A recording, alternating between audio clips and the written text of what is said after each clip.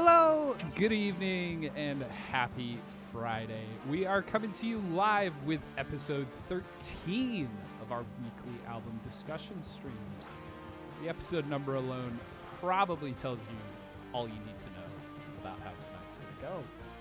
I'm Matt, and tonight I'm joined by Cam. How's it going? We've got Brad here with us too.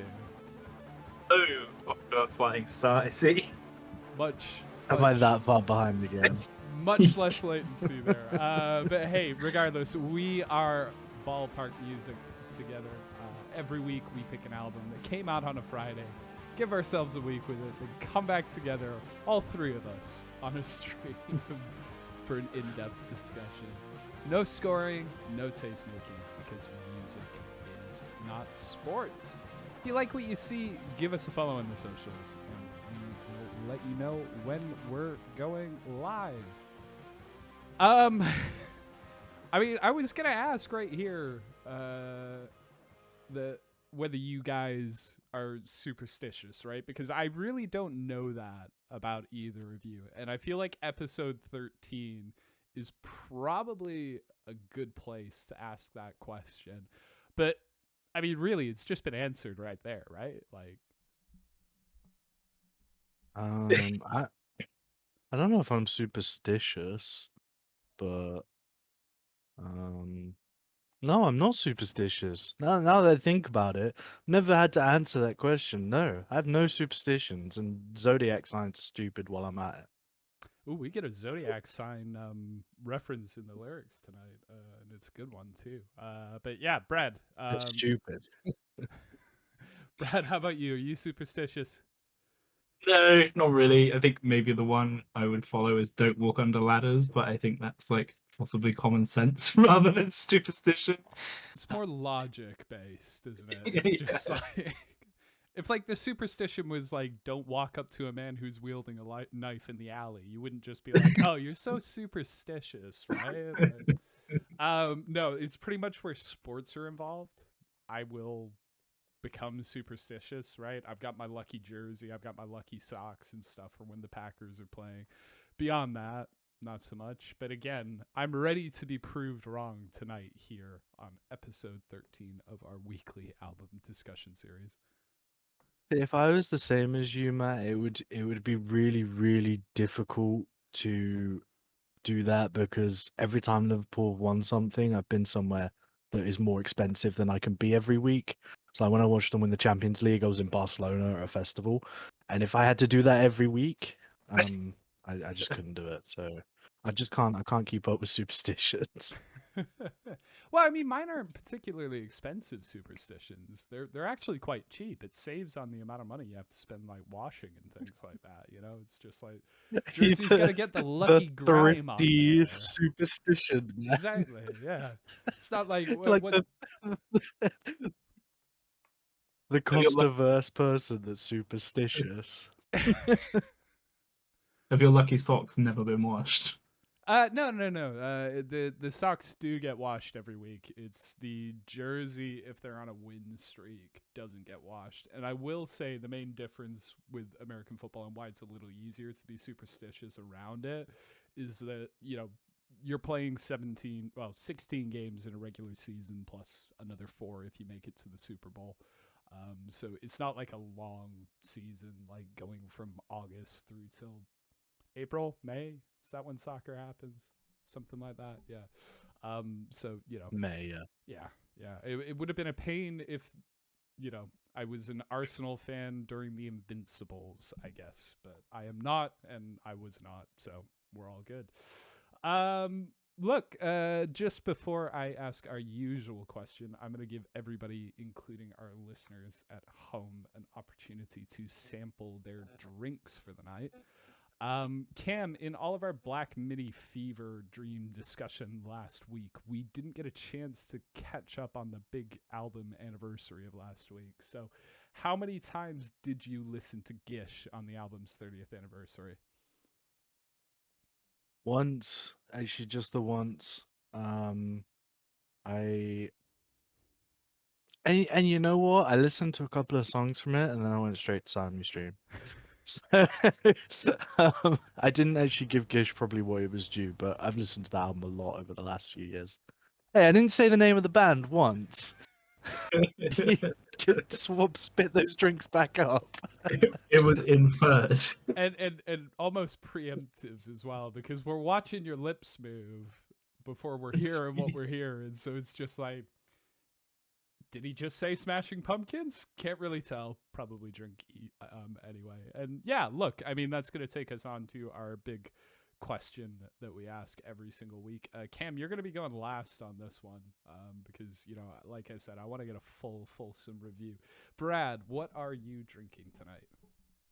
I'm slightly late to the White Claw party, but Wait. I've currently got a White Claw mango and a few others on standby just in case. Good. Welcome to the seltzer life, my friend. It's a good place to be. We aren't going with a full seltzer lockout tonight. I did look at the hard seltzer options when I went to the shops earlier, and I didn't have any luck. So instead, I've got a Blue Moon, which is probably my favorite beer, and I haven't had it for a long time, so I'm looking forward to sinking a couple as we go. But yeah, Cam, you are trying something out tonight, aren't you? You got an orange for your Blue Moon. I haven't got an orange. No. I walked out of the shops, and at that point, it was too late. I was already down the road, just like, fuck, haven't got an orange. So I'm drinking in the light of seltzer. I thought I'd try the Bud Light seltzer.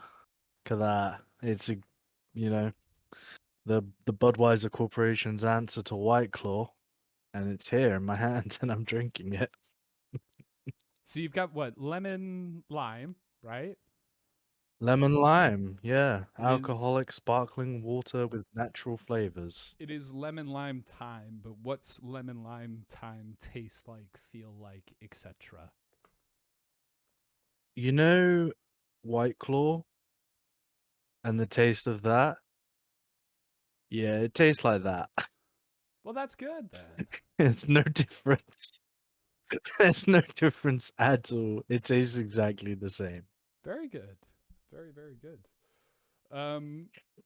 Look, so there we go. Yeah, we've got a big old seltzer thing. I'm sorry, I was distracted. I've just had to ban somebody from our chat for the first time, which was great fun. Oh, Why? what happened? Why? Somebody was selling bots. Yeah, you got to tell us why. Selling bots, asking if we wanted to be famous and buy followers. So, see you later. Yes.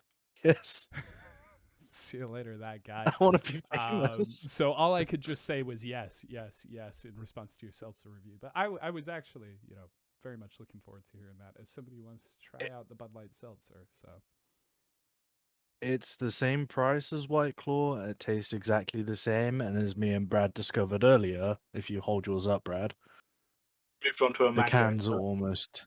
It's pretty much identical. Oh, sorry, yeah, but the cans are almost exactly the same. I'm almost 90% certain that they're not actually different drinks. there is going to be a Good though. theme tonight of us trying out new things, right? We're going to mention that a few times here tonight. I got to say, I'm looking forward to us trying out becoming like the place on Twitch to come to for your hard seltzer reviews. Like every week, we'll get a new one in, we'll try a new one out, and go from there. But that's How many are there? more and more every week. Like more and more every week, as you know, this is a crest of a wave that hit the US a couple of years ago and has only just started to work its way over this side of the Atlantic. So I've seen the future. There is a lot more to come. Bud Light, tip of the iceberg, pal. But look, yeah, like I say, that is for the future. And tonight, we are going to be talking some music, and I will bring up the album artwork for the album we are discussing tonight. And that's right, it's our second rap album that we are discussing on our streams. It's Lloyd Banks's new album, The Course of the Inevitable. First studio album release in over a decade for the former G Unit rapper. And let's take a look at the press release. This was released on Money by Any Means Inc. G Unit's prodigal son, Lloyd Banks, made his highly anticipated return on Friday with his new album, The Course of the Inevitable. The new album boasts appearances from other well respected spitters like Styles P, Benny the Butcher, Freddie Gibbs, and more. These features are spread across 18 tracks produced by Chase and Cash, Dual Output, and others. Banks has been teasing the COTI acronym on his social media for a while, but it wasn't until he dropped the album's cover art starring his son Christopher Lloyd III that things started to feel real. This was paired with a trailer for the project that only added to the anticipation.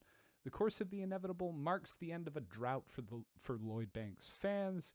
The album is his first project since 2016's Halloween Havoc 3, 4 Days of Fury. It's also the rapper's first official studio album since HFM2 brackets The Hunger for Money 2, which dropped in 2010. But this hasn't stopped him from giving fans a few loosies, like the track he delivered for Griselda's conflicted soundtrack Element of Surprise. Look, I know that it's 50... So I'm just laughing because I know what a Lucy is, thanks to Dave Chappelle. Pass me by. I hope I haven't said something I shouldn't have said. No, it's a single cigarette that you buy at a convenience store. That's all I say. That's good. Yeah, I know that it's 50 Cent related, but there's something needlessly funny to me about an artist who is one letter swap away in their name away from being called Lloyd's Bank, releasing an album on a label called Money by Any Means. Just wanted to get that out of the way off the top. And yeah, look, I mean, this probably happens way more than I realize, but it's worth mentioning that we're talking about an album that has topped the US iTunes Store's all genre sales chart on the day of its release. It unseated Sour, which we spoke about a few weeks back, and just about eked out the new Rise Against album, which came out this week too. Given what I've said in the past about my engagement with this genre, though, it probably won't surprise anyone when I say that I wasn't educated about Lloyd Banks prior to listening to the album. But Cam, you had suggested that this album was generating a bit of a buzz, right? Yeah, well, one, as you mentioned, he doesn't ever release music, or very rarely releases music, so people always looking out for. I mean, obviously very talented in what he does. Yeah, and also he was huge, man. He rode the crest of that G Unit wave. There's songs of his that you will know that were huge chart toppers. On Fire is the big one, I think, that you probably know. If you heard it, I think you definitely have heard it in some sort of context. Huge dude. And I was quite surprised to see he still has like a big following, like over 1 million followers on Twitter, etc. So yeah, still a pretty big name. Just very inactive. Yeah, my understanding is he's done quite a lot of mixtapes and things like that, but not had a full album from him for a while. Quite a while, 10 years plus. Yeah, I mean, so obviously, a bigger artist, a wider following than I probably would have realized. As you say, I haven't actually listened to any of the other tracks other than the album because we'll get into it, but there was a lot of meat for us to get through there. Yeah, it may well be the case that I know a couple of these, but I mean, both of you guys, had you, aside from him being huge, listened to a lot of Lloyd Banks before? Just from, the bling rap era days when he was in the charts and things like that. I never sat down and listened to a full Lloyd Banks. Oh, maybe I don't know. Such a long time ago. That his music would have been relevant to me. The only reason I've still heard his name of recent is because he's been mentioned by the guys from Griselda from time to time. He seems to be quite well respected across communities, like across a lot of different communities as well. So kind of speaks to his talent and what he brings. But obviously, yeah, just been quite inactive. lazy, if you will. So, yeah, I think that's really it. And how Yeah, about lazy. You're coming to that, I think, later on. But yeah, no, not apart from the G Unit kind of wave that we've already mentioned. Great. Yeah, I will say I'm glad that we got a chance to come back to the genre after a few weeks of sticking in our relative comfort zones. Though I guess not to labor the point, but that Black MIDI album, not exactly comforting.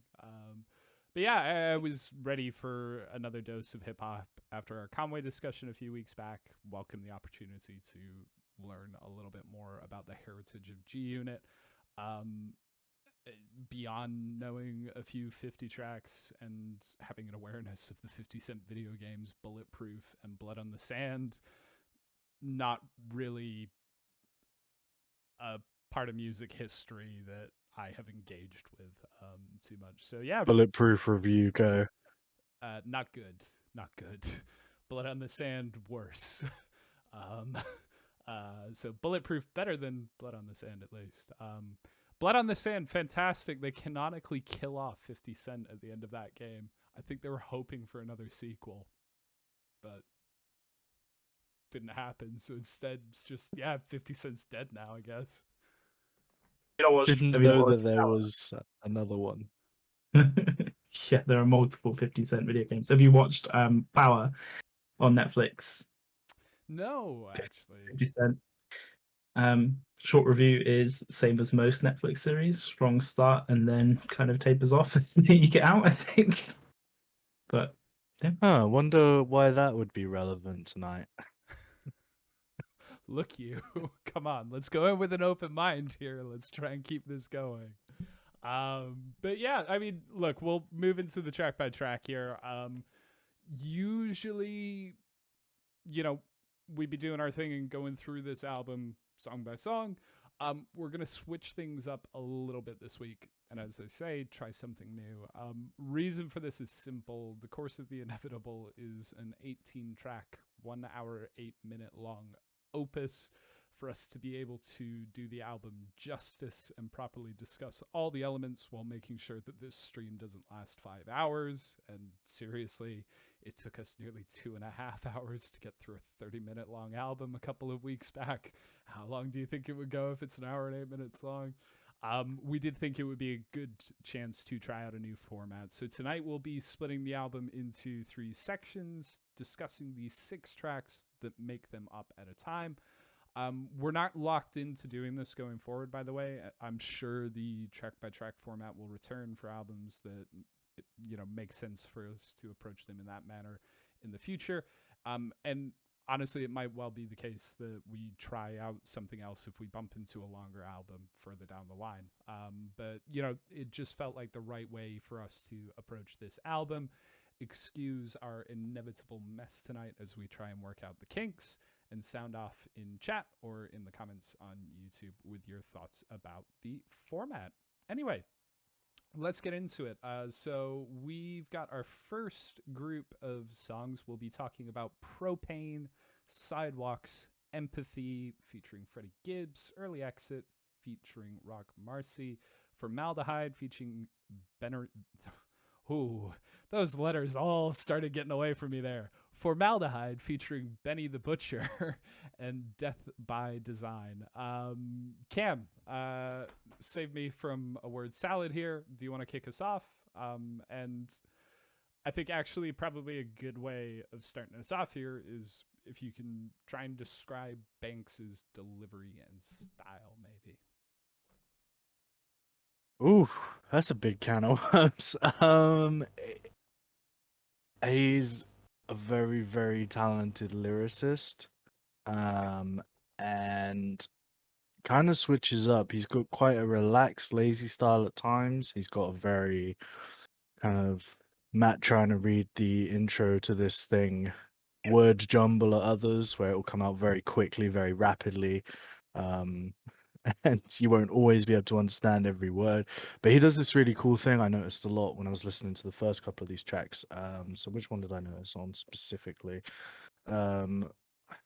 Sidewalks, that was it. Sorry, Sidewalks, where he'll have this kind of thing where he'll have a lot of like words that have K or op in them, like op, and it'll go through those rapidly, but they'll always be accenting the beat or something like that. Spoke with a friend of mine about if people think about this, if rappers do that. Apparently, the likes of Lloyd Banks will.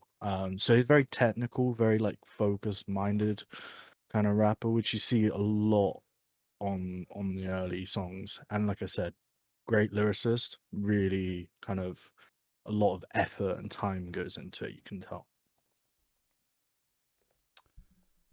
How about you, Brad? Did that sort of technical delivery come across, particularly during this first set of songs? Yeah, I think so. I mean, there are a lot of parts where what he writes is kind of at the same time very accessible, but then there are always some like really interesting moments in there as well. Um, and like you say, with the kind of delivery cam, there are definite shifts between kind of longer wandering lines and those like rapid fire, kind of quickly delivered bits, which really help to kind of amp up the energy that we're getting through. It adds some like nice variation in there as well. Yeah. It's interesting that you say accessible, right? I've got a note written down on propane where I say, like, this is what I think of when I think of rap. It was very much a song like that. You know, it was relatively simple, I think, beat, you know, keys in there, flawless rhymes down to a needle scratch outro. And, you know, it felt like rap to me. I went, yep, this is rap, which, you know, probably tells you just about as much as I know about this genre, especially considering my note before that just says a song called Propane can start with one of two things: the sound of gas or a Hank Hill sample. Lloyd picked the wrong thing. Yeah, that's about where my expertise is. But yeah, Should have gone with the Hank Hill sample for sure. exactly. I mean, you know, the texture that sample gives at the beginning is fun. It definitely is fun. But if it was just I sell propane and propane accessories instead, like, I'd be all in at that point. All in. Yeah, exactly. Um, Look, I although, you know, I may not know a great deal about rap, one thing that I've really enjoyed about talking about these albums so far is the amount of sports references that I get to pick out. We've got a lot of them on these first 6 tracks.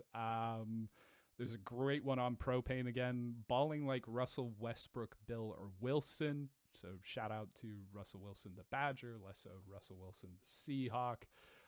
There's some LeBron that's mentioned in here on Formaldehyde, along with the over 7 foot tall crew of Hakeem, Shaq, who's nicknamed Diesel, and Yao Ming. Even that one Russian dude who wrestled bears to train himself for MMA. He gets a shout out on Formaldehyde as well. Lloyd Banks isn't doing a lot for our tagline of music is not sports. There's another. There's been a lot of sports chat.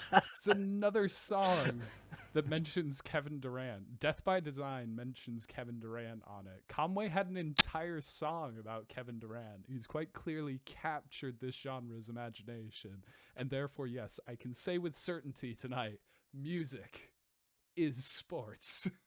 Oh no, it's happened. It's finally happened. So, yeah, I mean, sorry, go, Matt. I mean, I was just going to ask. I spoke about Formaldehyde there, and you know that has got Benny the Butcher on it. This set of tracks, we get 3 featuring artists, which is more than we have in any of the other sets. Did you know all of the guys on there? As I say, I think there's one of them that we certainly all know. I will say 2 of them that not everybody on this call does, but help me out here. I think you'll know Rock Marciano. I almost definitely sure he was on the Conway album. Actually, thinking about it, and he's certainly been on various Griselda records that I've sent you. So he's a huge name, really good rapper, probably one of my favorite verses on the entire album actually. It really interesting production on it as well. I want to talk to Brad about this.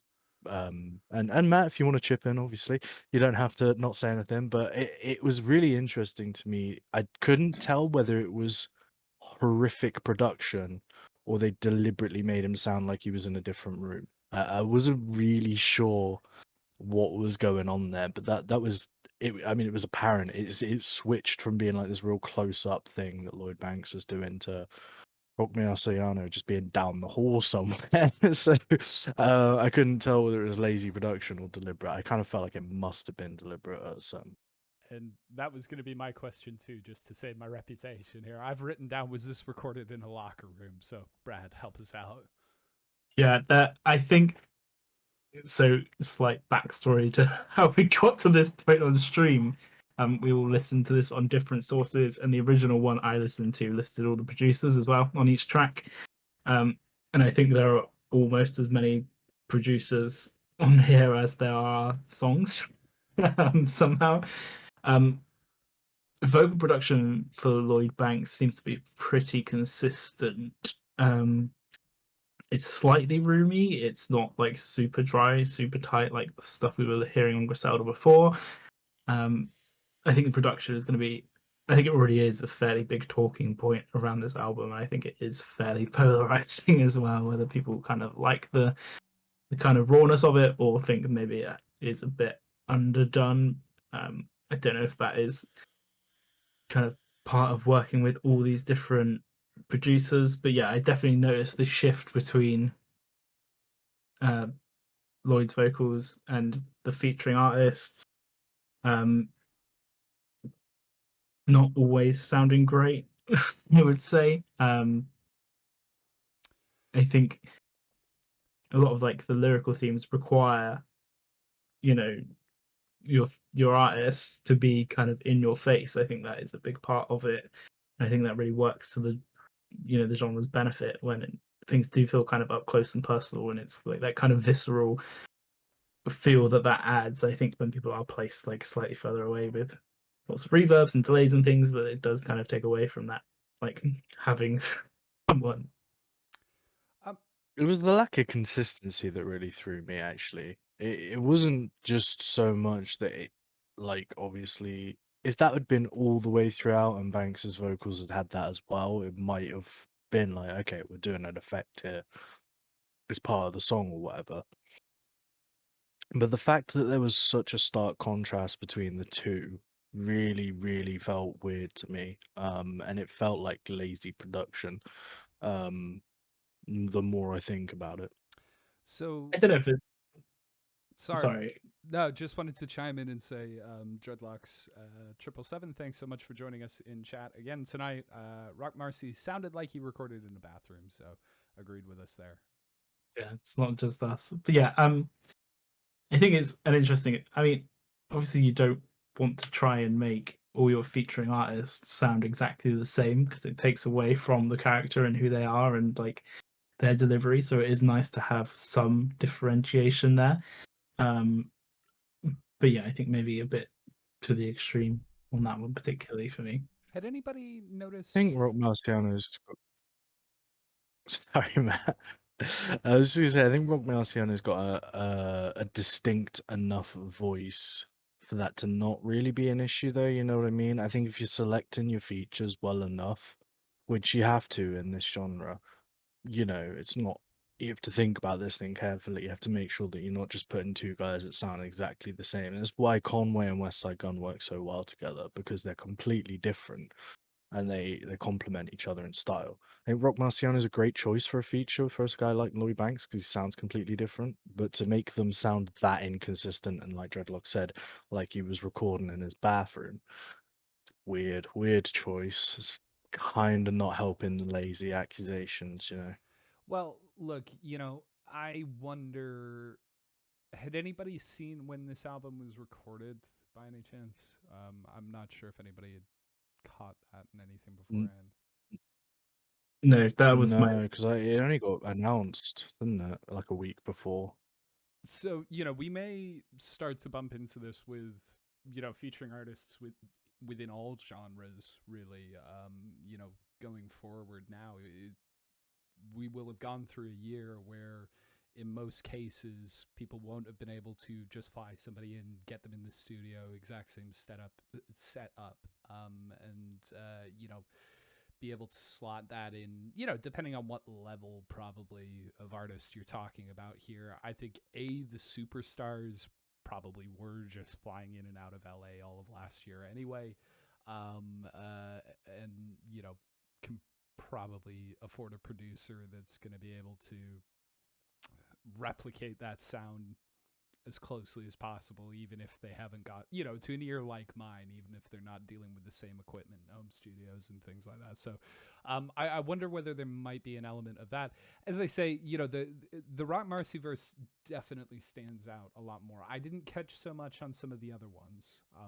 I will say that, but this one really, really stood out. And Dreadlock says, I'm pretty sure it was recorded recently, but with rap, it's never been unusual for the feature artists to record it in different places and just email the verse over. It's what it sounded like to me on this one, right? He did one take and then just emailed it over and was like, yeah, that'll do.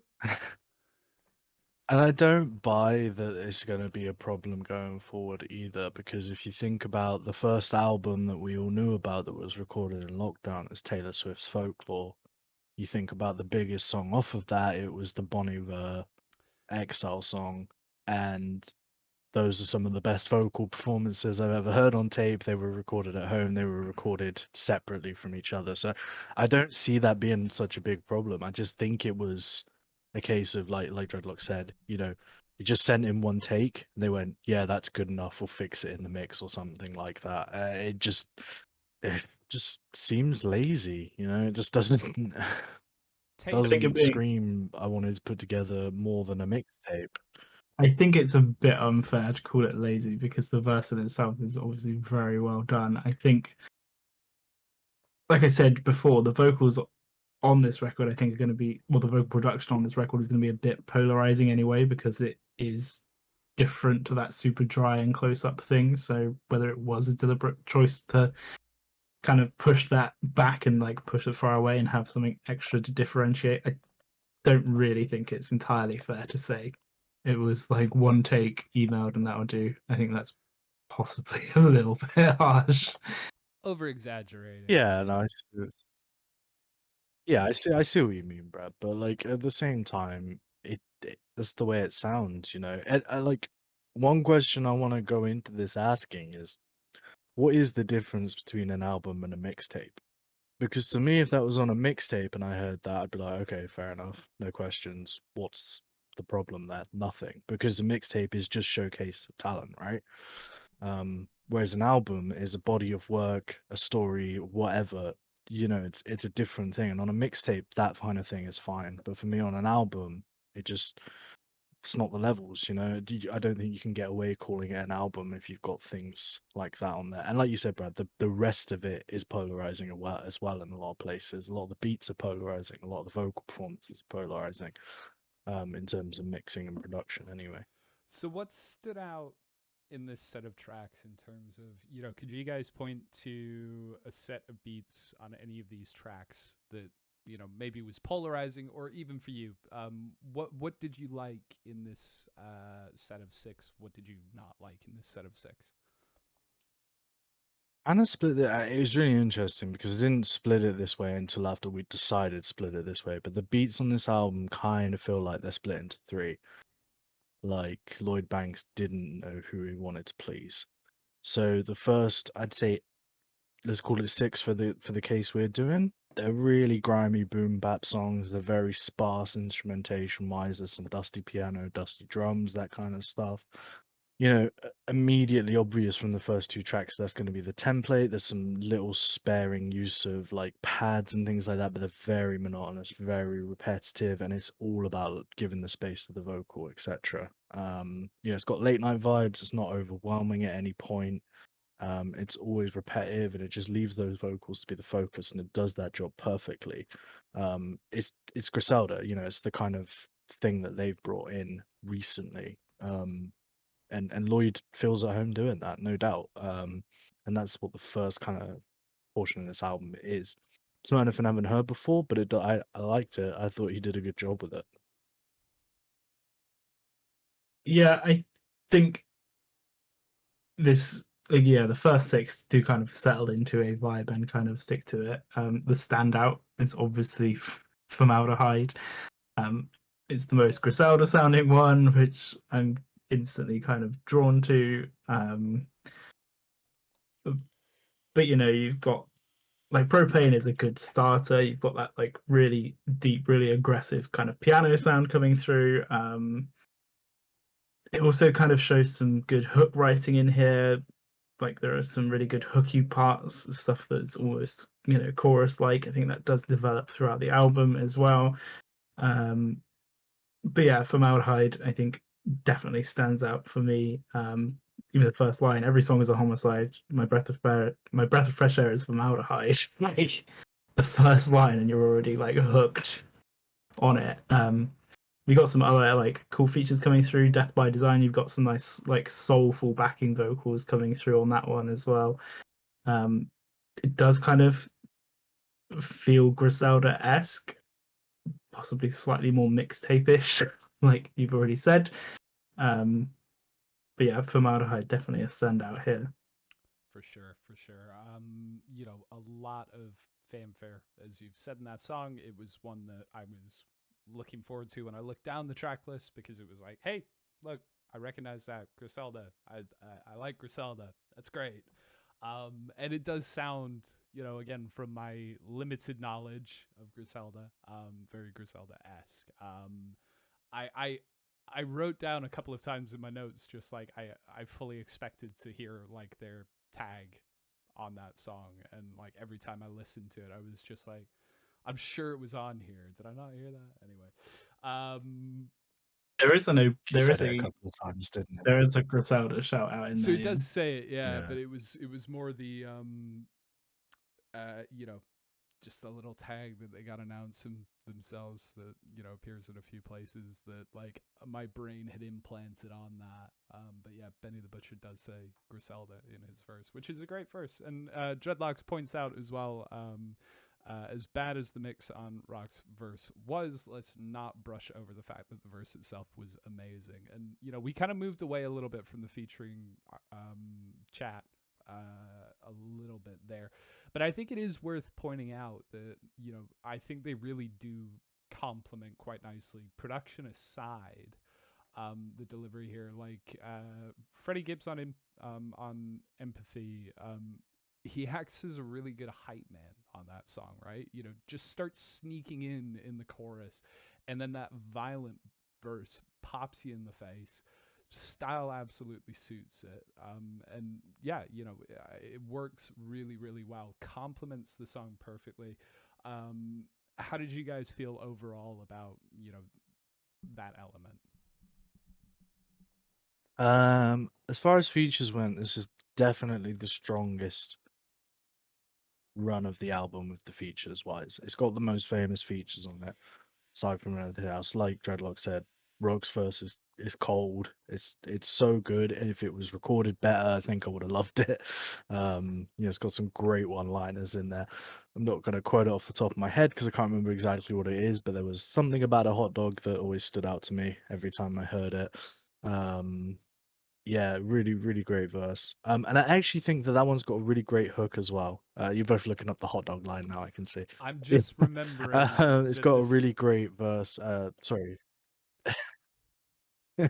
It's got a really great hook as well, I think. It's really catchy, it goes along nicely with the beat, etc. So, yeah, I think the features are solid in this point in the album. Like I said earlier, features for me got to be complementary to the original artist. You've got to pick guys that work well, and each one does a different thing, but does it well with Lloyd Banks. Would Conway have worked well with Lloyd Banks? I don't really think so because I feel like they're quite similar in a lot of ways, but the ones that they've picked probably work for me quite well. So just two things I want to kind of pick up on out of that, and it's the first is, like I said about that Rock Marcy feature, you kind of have to separate production wise like a mixed decision from a like recording.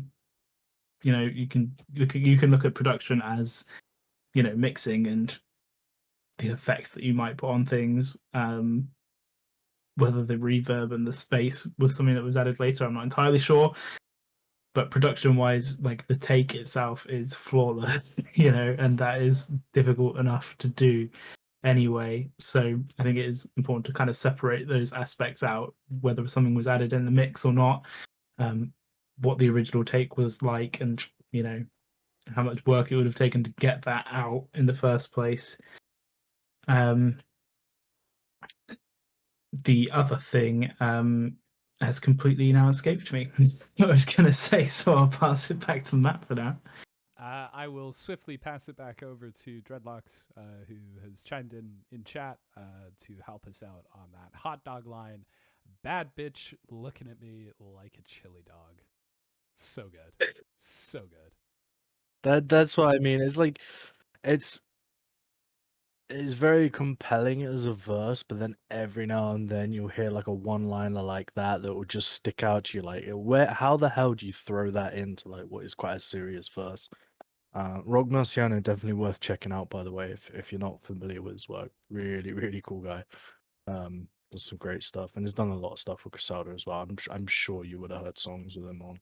So I've managed to remember the other thing that I was going to say about Lloyd Banks, which was he's from this album to me doesn't sound like he's massively one for lots of overdubs.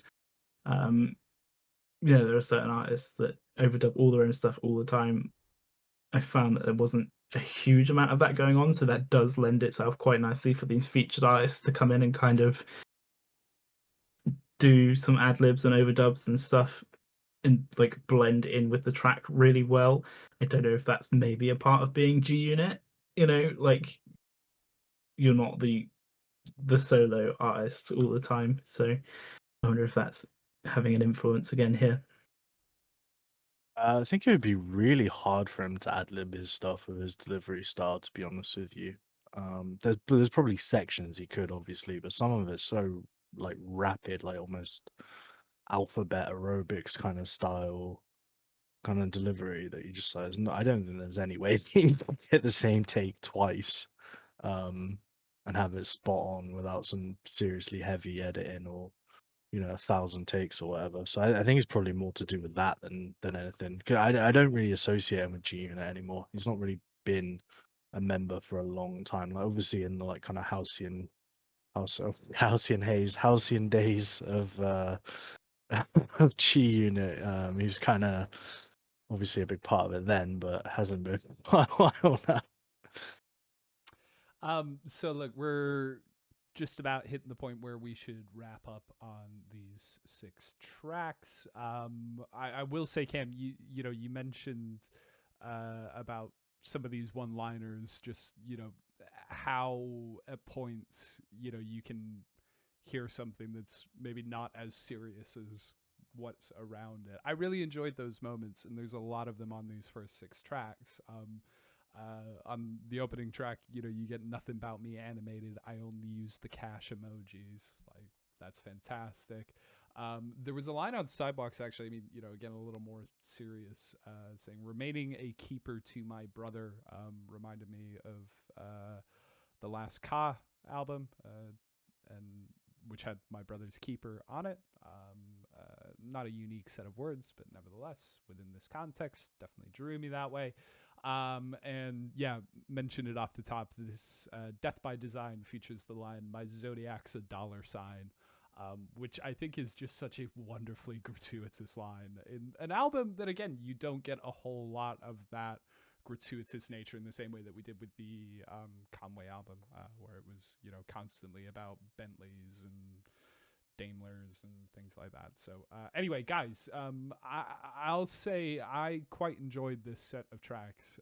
Probably we're putting cards on the table a little early here, but this was the strongest stretch of the album for me. Formaldehyde, one of my favorite songs in this album. How did you guys feel about it? Just very briefly for us. Yeah, same. I think this is quite comfortably, and I don't think we're giving too much away by saying it's easily the strongest stretch of the album. Got the best songs, got the best features. Kind of felt like it was top loaded in that way. It's a long album. I don't think many people are going to get all the way through it, so it's probably done deliberately that you put all your best songs and best features at the top. Yeah, I think the first 6 tracks, they're very strong. Obviously, they kind of settle into this groove. They don't do too much to kind of break out of it or depart from it, especially sonically. It's fairly consistent. Personally, I kind of find it a bit more interesting when he does break away from that a bit. When you get some of the more varied beats coming in, but that's possibly just me. It's all good. We all come to this with different motivations, different things that we like every week. So I'm actually pleased that we haven't ended up being unanimous there. Look, let's move on to our second set of songs. We're talking Food, Crown, Falsified, Break Me Down, Commitment, and Pain, Pressure, Paranoia. Cam, you actually mentioned a little bit earlier that we hadn't cut this up with any real thought, right? We had come into this going, okay, well, we can just divide this by 3, so it's 6, 6, and 6. But it does actually work out, I think, quite nicely, especially when you think about the way that Food starts off. You end up with a little bit of an orchestral opening to these songs, and it did feel like a transition to a second act anyway there. And potentially a second movement, but yes, we have imposed this Act 1, Act 2, Act 3 structure on the album. It's not something that is inherent with it. Don't get that mixed up. Brad, what's your impressions as we You're move right. on to this set?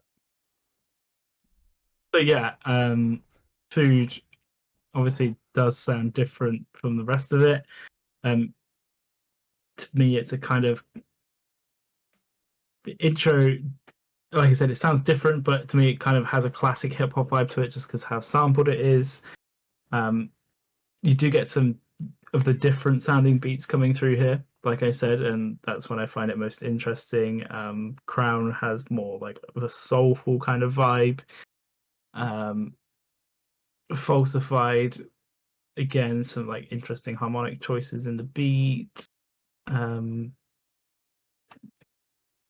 You get to like break me down, and you're in like a total different kind of universe. It feels like things do start to depart from like what we've just been set up with in the previous 6. I wouldn't personally say they're weaker, but I'm a sucker for some different kind of sounding beats. Yeah, I think straight away it's quite obvious how different it is. And as I said earlier, doesn't really feel like he knows who he wants to please with this album. And like the first 6 tracks to me felt very much operating in the Griselda world.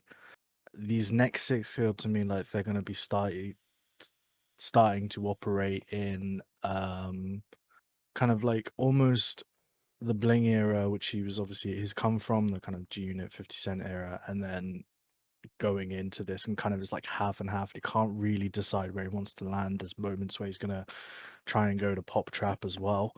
And I just don't think they blend very comfortably together. Food is a nice track in my opinion. It's kind of almost more of a hype song. But it kind of almost feels a little bit awkward in places for me. I will say I think the first half of this set of songs carries a lot of the momentum that you get coming out of the first 6. I didn't get the chance to mention it actually now, but just thinking back to that first set of songs, there's like the album starts off quite quick. and you are drawn in quite quickly, and it's got all of those things that we talk about having an opening that sets out the themes, sets out all of this stuff. But then you get to like the third track, and it just kicks up another gear then, which to me carries through pretty much all the way till Break Me Down, right? So like track 10, I think, that's where you start to move a little bit. Falsified, I've written down as a real head bopper, but I'm eminently aware at that point that we're just halfway through the album when we hit that point. I think on a lot of listens ended up just having that sense, like, when you're at a show, right? You're seeing like an artist like Green Day or whatever, and like you've been dancing away, you've been in the pit and things like that, and you just check and you're just like, this is 45 minutes, like we've still got another hour plus to go. I need to pace myself a little bit. Falsified, every time it came on, I get going, I'm just like, there's a long way to go, buddy. Do you want to be spending all that effort right here, and spending all that focus? But it's great. Crown, again, one of the standout tracks on the album, I think, for me. And a lot of that is down to that real smooth melody, proper hooky piece of music. I would argue it's one of the best vibes on the album, especially when you combine it with some of the lyrical themes that end up there.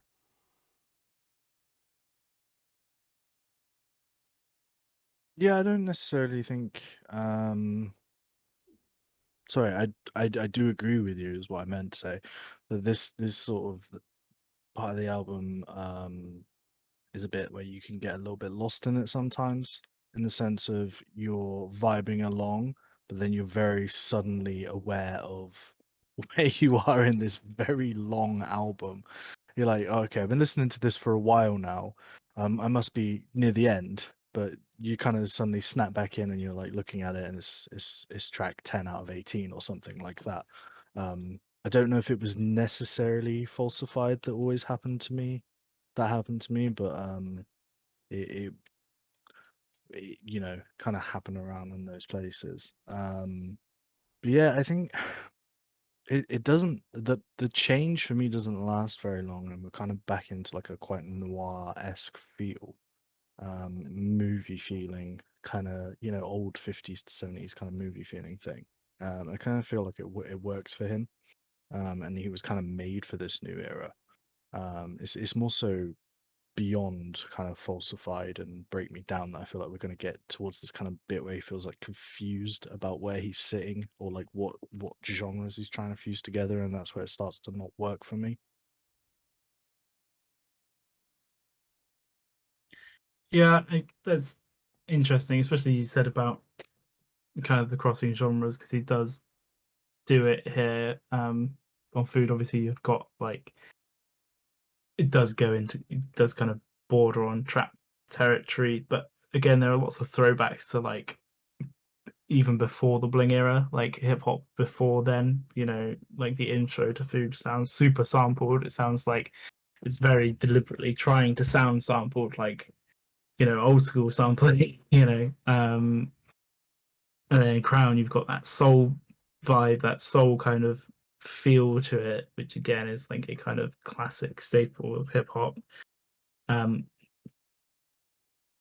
Falsified, I think has yeah. to get Commitment has to get a mention in there too as well, right?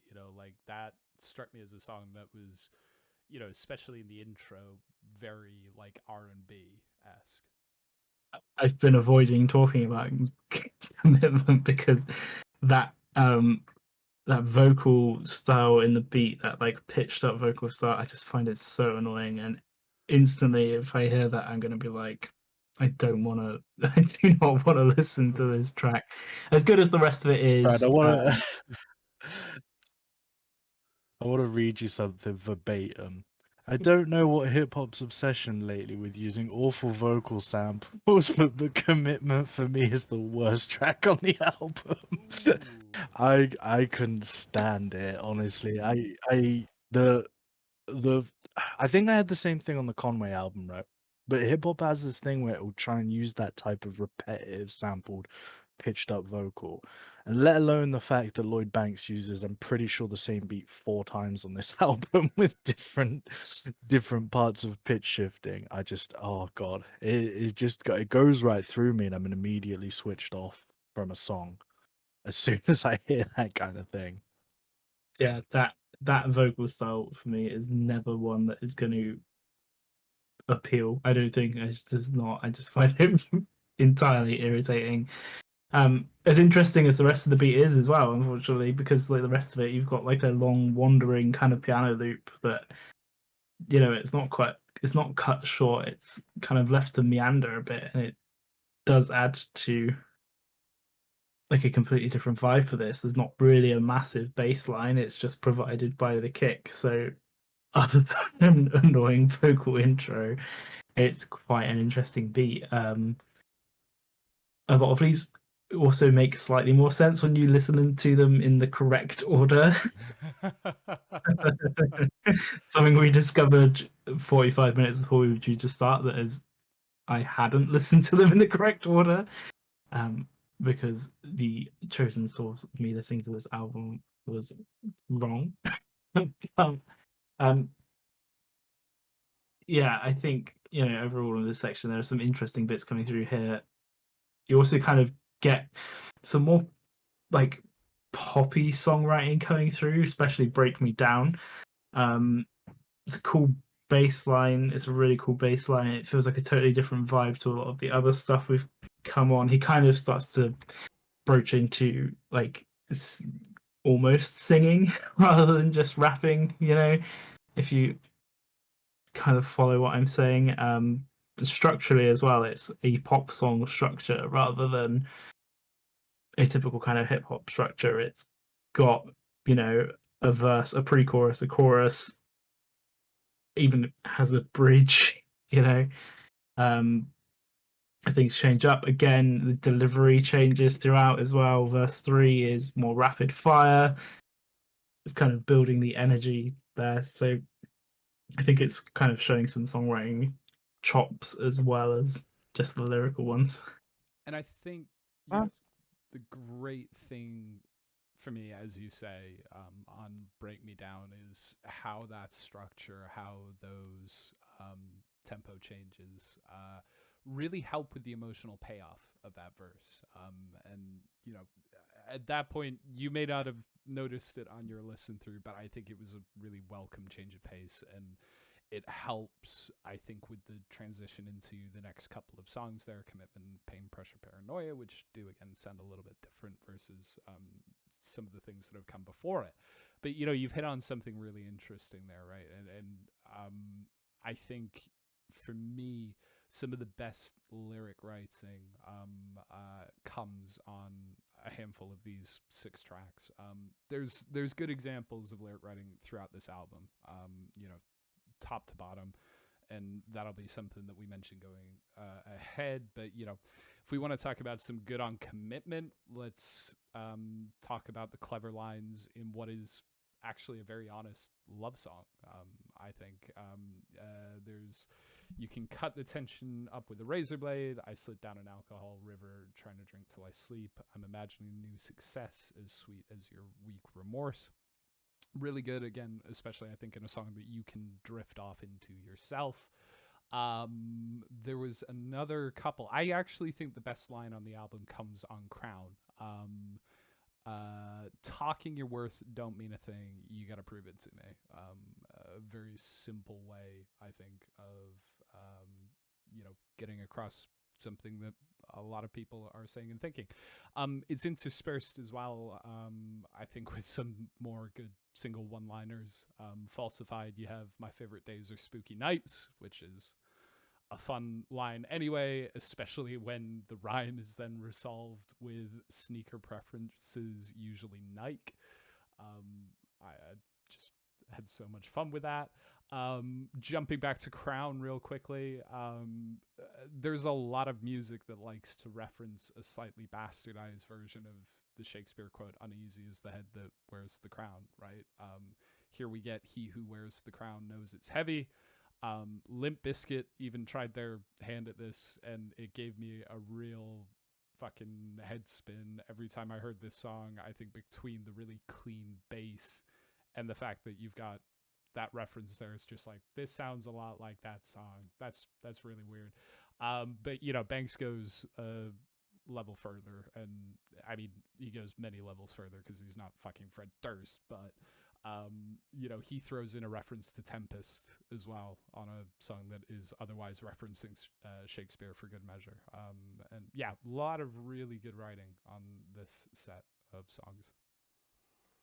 I think I said quite early on in the first 6 tracks, I can level a lot of criticism at the last 12 tracks on this album in a lot of ways. A lot of the songs on there, I cannot really ever fault him as a lyricist or him as a rapper from a technical standpoint. He is always on point in every song. He is the most engaging point of it, and he becomes more relied upon the later this album goes for me. I don't find this section of the album particularly engaging.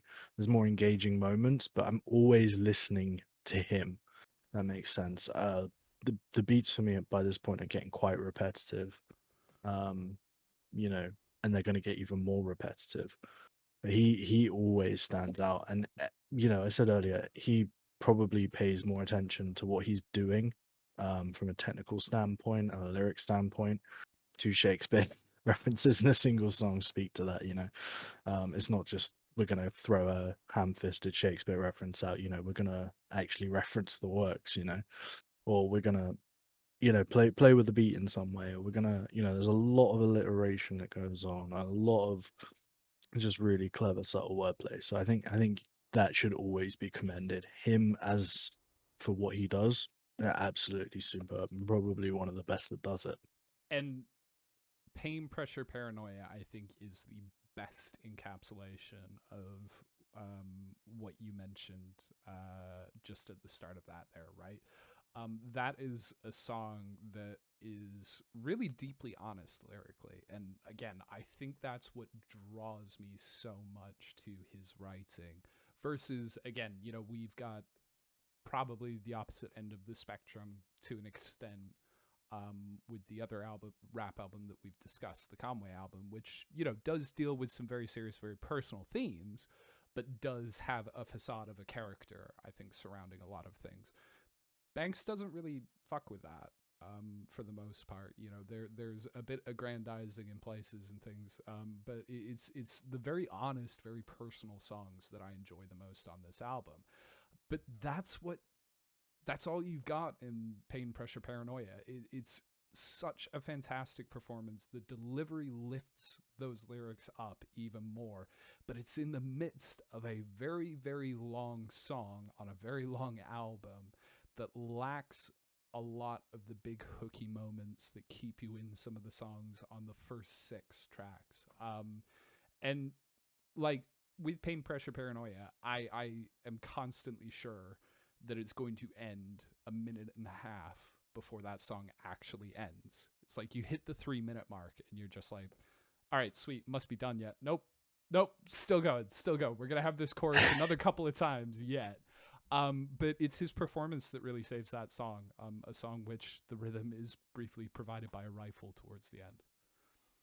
This is one of the moments on this album that really made me feel like it was a mixtape, because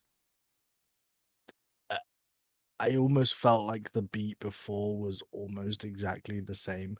I know they're not, there's differences and stuff like that, but the themes carry over, and it kind of feels like, okay, well, I bought a bootleg here where, you know, he's doing 2 verses over the same beat. You know what I mean? He's using the same beat for 2 different verses, or whatever, and that's kind of where this mixtape feeling comes in. And I swear the same kind of same kind of beat is going to be used another 3 times. But you're right, he does kind of save it because he is so engaging as a lyricist. He is so engaging as a rapper. But yeah, I mean, for me, it's kind of, we're getting into mixtape territory by the time we get to Pain, Pressure, Paranoia. I think if you take these second 6 songs, you could possibly qualify them into a mixtape. I think compared against the first 6, I think there's enough to kind of differentiate here. There's a lot of themes here, I think, about the industry and specifically his journey through it as well. You've got like pain, pressure, paranoia. Specifically, you've got paranoid in the world where they love to build and destroy. That is kind of the music industry, isn't it? In one line. And as much as hip hop does have this tendency to kind of stray towards the boastful lyrics, you've got a really honest one in here. 1,000 hours recorded makes it look effortless, you know. What? And it's true. Like, as much as you boast about being the greatest rapper or whatever, everyone has that behind them. That time in the studio or with a pen and paper writing this shit down, and I think that's quite an honest way to put it on that track. Pain, pressure, paranoia is a standout for me here on this kind of section, mostly because of the bass sound. I'm a sucker for a good synth bass sound, and I've mentioned it many times before, but it sounds awesome. I feel like these 6 songs do differentiate themselves from the first. Like I said, if you did take them kind of on their own, they would work quite well as a mixtape. I wrote down that same line there, Brad. 1,000 hours recording makes it look so effortless. I think I was in a bad place on a bad long listen after a bad long day when I did, because I've just got in block caps afterwards. Did you really have to include all of them on this fucking album, though? So you've taken a much nicer meaning from that line than I have. Well, I know it's a really great line actually, because it is true. You don't see the kind of work that goes behind an album. You listen to an album, you're like, oh, 38 minutes, this is so long. But you don't see the 2.5 years that went into the writing, production, recording, yada yada. You don't see the 10 years that went into learning your instrument, learning your craft, learning how to do it all. So it must be jarring when idiots like me call your work lazy. Um, it must be jarring when former friends call your work lazy. And I think that's really what that's a rebuke to. That whole line says it all. I put thousands of. You don't get as good as he is whilst being lazy. And I know he kind of plays on the lazy thing. He's got the lazy Lloyd tattoo on his arm, sort of thing. He only releases one album every 54 years or whatever, but you don't get to be as talented and as skillful as him without putting the serious hours in. Like, nobody is born being able to do that. Like, I kind of feel like that's a myth. Like, nobody's born shredding. You have to put the hours in, kind of thing. So I know it's a great way to address that line. It's kind of the polar opposite to Griselda, right? That's got to be the joke that you're making, right? Because like those guys are releasing an album every single day. I think is probably the point that we're at on that joke now. While Lloyd Banks is letting millennias pass before dropping another one. Look, Eons ago. we've spent a good chunk of time on these tracks here. I am just very aware that one thing we haven't spoken about as yet, which we did talk about a lot on the first 6, is the featuring artists. Styles P is on Food, Ransom on Falsified. What did we make of the performances? And I suppose I'm asking this question the wrong way around because I should have asked first.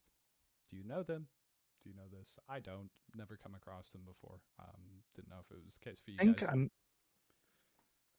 I think I've seen the names before, but it goes that deep. They're like, I don't know whether they're just because they're familiar words. Like, I've seen the word ransom before, and I've seen the word styles before, but P styles obviously. So I don't think they are ones that I know. I certainly don't know them with any sort of depth of knowledge or whatever. Kind of forgettable for me. I kind of forgot until you actually even said that there was features on this portion of the the album. They don't stand. Like I said earlier, they kind of top loaded this album, put the best features first. And the features for me at this point are unnoticeable, and I think later on noticeable, but not necessarily for good reasons. So yeah, I don't have a lot to say about the features on this point. I can't even really remember them, to be completely honest. Dreadlocks, my man, we really should have gotten you on for this stream. Really should have done. Thank you so much for helping us out once again. Styles P is from D Block, which was big in the G Unit era. That was Ransom's heyday too.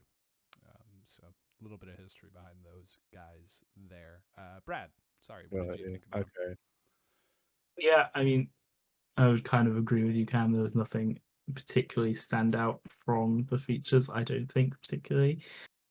They are kind of dissimilar enough in style to be noticeable, and there is no kind of odd mixed decisions in here to kind of try and make them stand out anymore.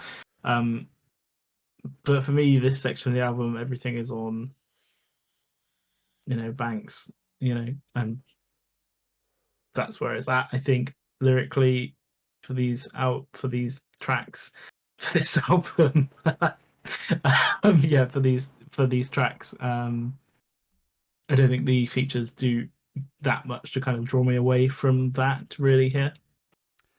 Again, the Styles P verse, probably a really good example of that, because as we're getting with Banks later on in this set of songs, there's some very inspired lyrics in there. I helpfully haven't written any of them down, but apparently there were enough for me to go, there are some very inspired lyrics in this section here.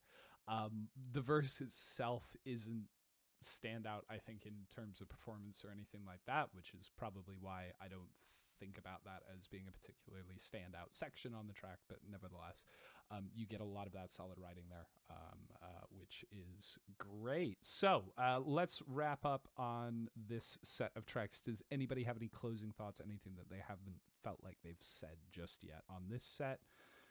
Guys, good? Brad? Other than that, it's kind of stylistically and sonically a slight departure on the first 6 tracks, which I think in an 18-track album you would definitely need to keep people engaged. And I think for me it kind of works here, listening to it in the proper order. So yeah, I think these 6 tracks are very well placed in this album. I would not disagree. Like I say, I think the first 3 tracks on this carry a lot of that momentum from the first 6. Between Commitment, Pain, Pressure, Paranoia, you do get the sense of having that vague kind of like intermission in the middle of an album, which isn't a bad thing by any stretch. Lots of albums do it. Normally it's with a ballad or something like that. I think you can't really, I'm sure there's examples where people have tried that on rap albums, but it's not something that you can, kind of take one for one. We're not going to get an Olivia Rodrigo ballad in the middle of this album by any stretch of the imagination. And, it does go down that route. So, we do have Pain, Pressure, Paranoia, again, being a track that is very much, you are focused solely on Banks alone. It doesn't work too bad. I think this set of tracks, I notice that my focus will start to ebb away towards the end of this set on a lot of listens. But as with the rest of this album, when I am mentioning kind of my own focus falling away, that is a me problem. That is not the artist's problem. There is a lot of good here, a lot of good. So I kind of disagree. I agree in the fact that the last, so sort of 7, 8, and 9, still really good tracks, and they kind of feel more connected to the first 6. The other 3 kind of really start to lull away from me. And I would probably be fine with it if they were the last songs on this album. I'd probably engage with them more. I don't think it is on the listener. I think, although there is still a lot of good there, you're really starting to get close to B-side territory by the end of this section and definitely into the next. So there you go. Look, let's move on to our final set of songs. Still do have a full 6 of them to go. They are Stranger Things, Drop 5, Panic, Smoke and Mirrors, dishonorable discharge, and COTI. So I think the obvious sort of starting point that we need to hit here is talking about Stranger Things off the top, right? We talked about Banks as a former G Unit member, and Stranger Things contains some lyrics which have been suggested by a lot of his fan base to be call outs very directly to 50 Cent, who wrote an evidently incredibly well-reviewed book, which was released last year, called Hustle Harder, Hustle Smarter. Like, seriously, everywhere that I'm looking, this is like 4.8 stars out of 5. And getting a lot of critical acclaim as well. So I'm maybe half tempted to pick up with my Audible token one of these here. But So better received than the 50 Cent game then. yeah, definitely. I don't think 50 Cent canonically kills himself off at the end of that book. I feel like I would have heard about that. But yeah, in Hustle Harder, Hustle Smarter, there is an excerpt where 50 described Banks as lazy, something that, Cam, you mentioned Lloyd may not necessarily disagree with, given that he has Lazy Lloyd tattooed on his arm, and the irony of this being literally worn on his sleeve is not lost on Curtis Jackson. But anyway, Lloyd gets his rebuttal in on Stranger Things. Call me quiet, call me lazy, talent never faded. It's frustrating when your grinding ain't appreciated. Should have been dead in my 20s. Shit, at least I made it. Guess I gotta prove myself again. Increase your payment. It's relatively tame as call-outs and rap songs go. There do seem to be some other references in this track too, particularly the chorus. I think you can point out there. I will say before we go too far down this path that Banks did tweet yesterday saying literally just, y'all gotta relax with the reaching, perhaps in reference to some of the speculation around this track. But I'm not going to let facts get in the way of some good Friday clickbait. So I'll ask, were you guys aware at all that, not all was well between Banks and 50? I know that it's not a recent thing, Banks becoming an ex-G Unit member, and that group does, as far as I can tell, still operate. But yeah, what are you thinking here? I think it's a very loose operation if it still does operate. I don't think there's been a G Unit album. Yeah, I mean, was it Tony Ayo, and is Tony Ayo still in G Unit? I can't even remember. I don't know, but yeah, I mean, I think to me it's pretty obviously addressing a lot of things to that, but it didn't really feel like so much of a traditional. Here I'm going to present a rap beef. He called me lazy. I'm going to do a rebuttal. It kind of felt like a lament to a kind of lost friendship in a lot of ways. More to me, a lot of the lyrical themes of this song. It's got the line where it's like, "We'll probably never be as tight as we ever were," kind of thing. So I think there's probably more of that. It might even just be a kind of olive branch situation where he's trying to reach out to Curtis Jackson. Well, I've never called him Curtis Jackson, 50 Cent, but you know what I mean. Yeah, so it kind of felt like that more to me than it ever felt like a diss track or anything like that. So I don't know. It's one of those things, and I think if you call yourself lazy, that's fine. But if someone else calls you lazy, or someone in a book calls you lazy, you probably feel a little bit differently about it, especially because they worked closely with you, probably saw how hard you worked, etc. And obviously they went on to mega stardom. You got your fair share of fame, and possibly didn't want any more. Like, has anybody ever asked Lloyd Banks if he just was happy with the level of fame he attained and wanted to maybe just sit back and chill? Because I feel like, maybe he made his money and was happy and just wanted to do what he was gonna do rather than kind of put album after album out and become this global megastar that 50 Cent is. So yeah, it's kind of a difficult one. I think he addresses a lot of those themes in this song in particular. It's one of the kind of more obvious standout lyrical moments in the song. It's slower in its delivery. You get to feel a lot of what. Just to really briefly drag you back to the Audible topic, Matt, who do you think would narrate that book? Because if it's Stephen Fry, I think I would be totally down for that. Exactly what I was thinking, right?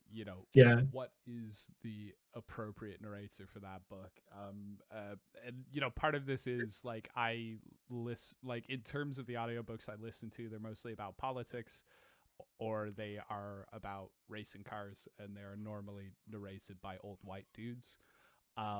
So like that's what I've got in my head for an audiobook. I'm just like, really, it's got to be 50 Cent or under his pen name, Curtis. Well, not pen name, his actual name, but he put his name down as Curtis Jackson as the author of that book. But yeah, that's a very good question, Brad. I think on that alone, I'll use my credit there.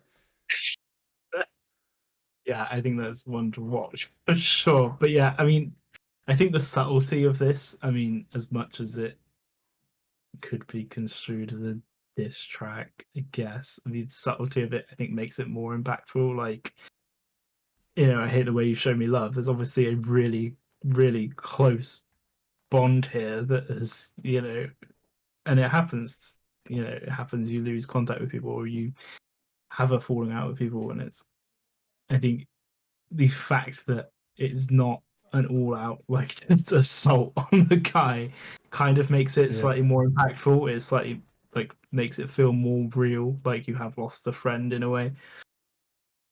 It speaks to a guy that's older, doesn't it? He's not, if this had happened when he was 20, then maybe we get a different track. But it speaks to a guy that's 39 now, I think he is. So you're probably at that point, and even probably by the point at the age we are now, you like friends have come and gone. Like day ones are still there, some of them aren't, but whatever, you know what I mean, kind of thing. So you kind of like get to a point where you're more mournful about friendships lost, and you kind of respect what you had a bit more rather than kind of being aggressive about it. So it just speaks to a maturity to me that you don't often see in a lot of hip hop songs of this nature. It's unusual to present yourself in this vulnerable kind of manner, and it's quite nice to see. And just to give you an answer, Brad, the narrator of the 50 Cent book, Hustle Harder, Hustle Smarter, is Curtis Jackson himself, 50 Cent. Good. So you get the man himself narrating that entire book. I would listen Yeah, to that makes sense.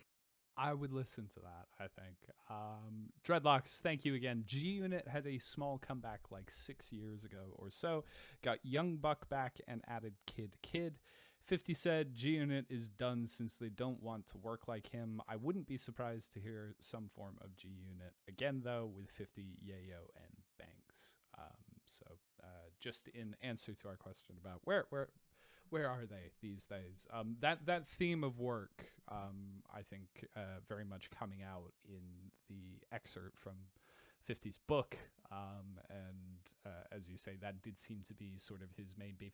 I think, some of the quotes that have been pulled out from articles talking about this do maybe miss some of the nuance, because I think, again, some of the lines later on in the rest of that section of that book do say that 50 does really sort of blame himself a little bit for not helping him through that period, right? And teaching him how to work or managing effectively versus going, as Dreadlocks has alluded to there, just like, you don't want to work like me, and then that's being it. You cut off at that point.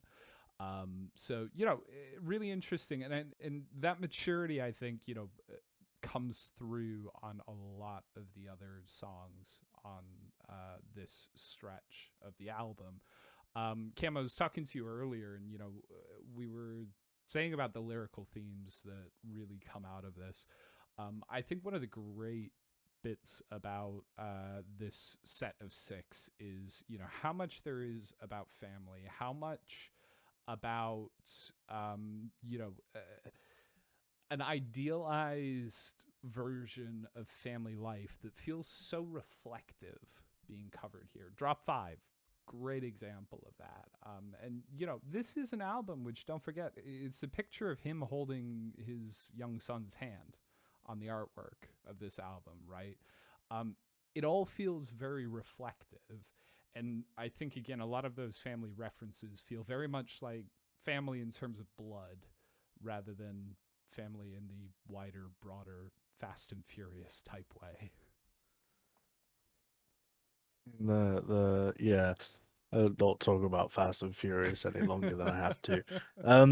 Yeah, I mean, it just speaks to a guy that's in that stage of his life, you know. That's what he knows now. It's kind of family. It's kind of where he's at. So it doesn't really kind of paint that much of a picture for me, other than kind of he lives a fairly standard life. Obviously, he's just had this incredible career up to date. So, again, not something or not the kind of stable version that gets presented in hip hop a lot. It's quite nice to see in a Yeah. way.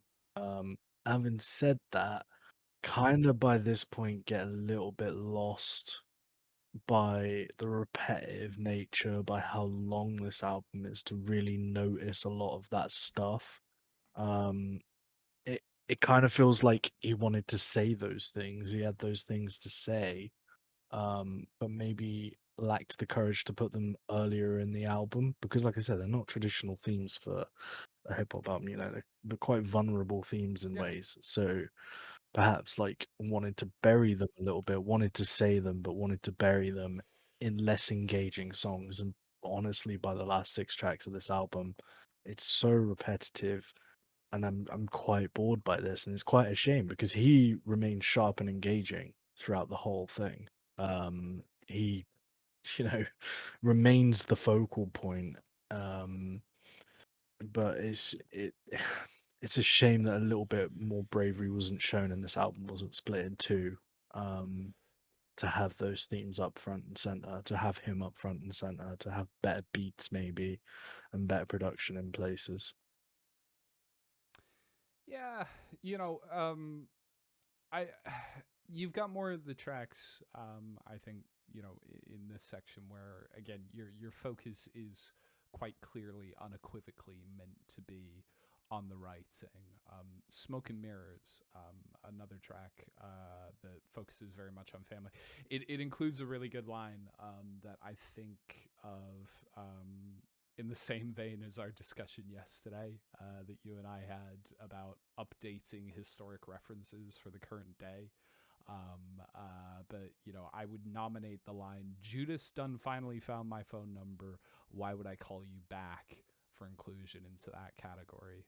When yesterday we were talking about that old meme, "What are you gonna do? Stab me?" says man stabbed, as being the eventual replacement for E2 Brute. You know, yeah, you know, there's a lot of good writing here. I don't think you're necessarily wrong about, you know, your focus is gone at this point to a bigger extent.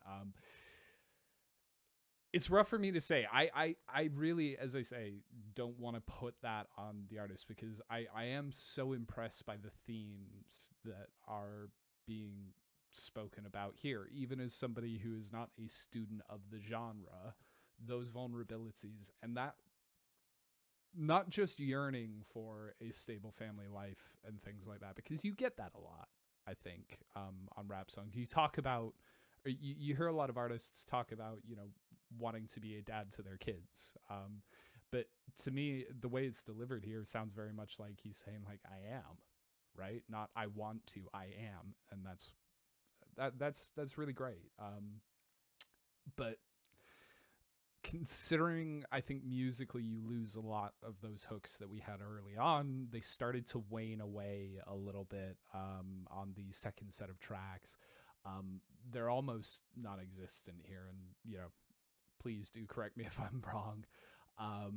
It becomes harder and harder on some of these tracks, which get again longer and longer, and are becoming quite essay-like. But they're very good essays, very good essays.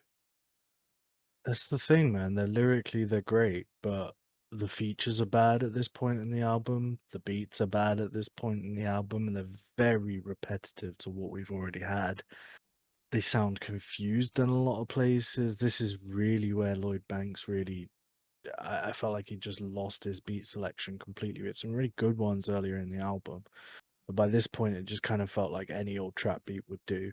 And I swear that the beat me and Brad were talking about from Commitment, is by track 18, I think we've heard it 4 times, but just pitch shifted in different spots. It it's hard when you don't want to see it. It's really weird to see a guy write an 18-track album and feel like it's still lazy in some places, and obviously see him address that in so many ways, so clearly and obviously, and still be left with the feeling that a lot of what happens in the album is lazy. But towards the end, the beat selection, there's no doubt, gets lazy, and it becomes unengaging because of that, which is a shame. Because, like you said, you miss some of the lyrical highlights for me. Everybody wants to talk about the 50 beef, but you get some of the best lyrics on this run of the album.